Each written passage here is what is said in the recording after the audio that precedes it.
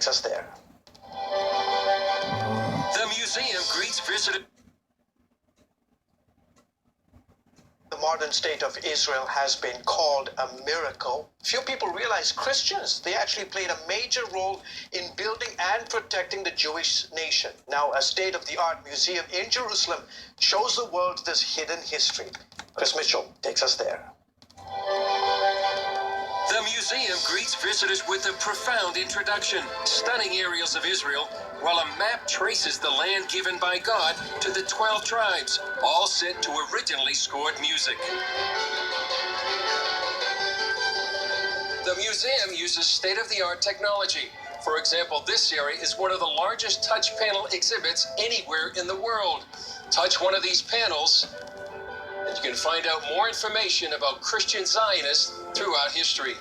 The modern features like video mapping aim to tell new audiences one of the most compelling and often unknown stories about modern Israel, the role of Christian Zionism. Israeli Prime Minister Benjamin Netanyahu addressed this history in a 2012 speech. I don't believe that the Jewish state and modern Zionism would have been possible without Christian Zionism. I think that the many Christian supporters of the rebirth of the Jewish state and the ingathering of the Jewish people in the 19th century made possible the rise of Jewish Zionism. American Mike Evans built the museum to spread the word of Christian Zionism's place in history. Wanting a home for Christians to celebrate their heroes and their history, I found no place in Israel where Bible-believing Christians can go to, and they have heroes and they have history. The museum is based on years of research, and this 2-volume set written by Evans. There's so many of them. I mean, if you just take George Bush, 1844, this guy was a Hebrew professor, and he wrote a book that sold 1 million copies on the restoration of Israel. And yes, his 2 relatives were U.S. presidents. Others like Ord Wingate formed the first Jewish fighting unit in nearly 2,000 years, the beginning of the Israeli modern army we see today. Women like Corrie ten Boom and her family. The Nazis killed her father and sister, and she suffered in a concentration camp because they hid Jews during the Holocaust.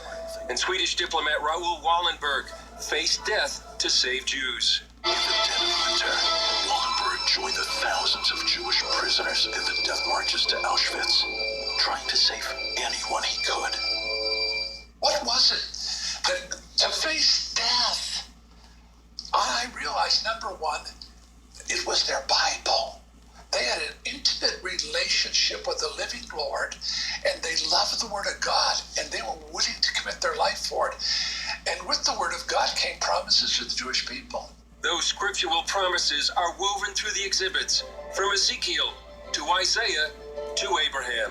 According to the ancient writings, one day God appeared to Abram and spoke the words that would give birth to the nation of Israel. For visitors, the experience is wow. It's an experience like no other. I mean, you go in there and it's interactive. You'll learn a lot of things that you probably never even learned. I thought this was one of the most impressive things I've seen in Israel in the time that I've been here. Many never knew the history and now want to tell others.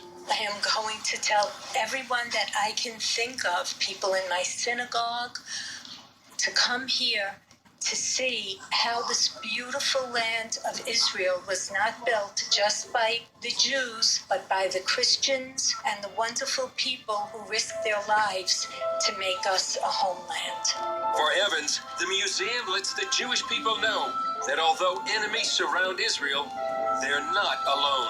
They see Auschwitz and what they went through, and they see the alienation in the world today, and they come through it, and they say, we're not alone. There's Christians who really love us. And it's just amazing to see that. It gives me hope. I'm not alone. That's enough. Chris Mitchell, CBN News, Jerusalem. Terrific, Chris. Terrific, Chris. Thank you so much. Well, you can take a virtual online tour of the Friends of Zion Museum. Find the link on our CBNnews.com website. We'll be back.